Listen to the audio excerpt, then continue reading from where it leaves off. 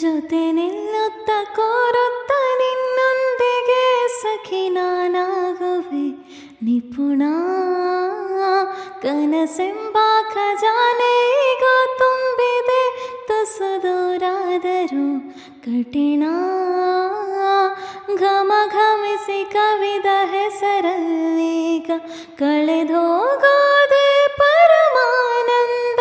ಅರೆ ಬೆರೆದು ನಗುವ ಸಿಹಿ ಹೂವಂತೆ ಪಿಸು ಮಾತಾಡು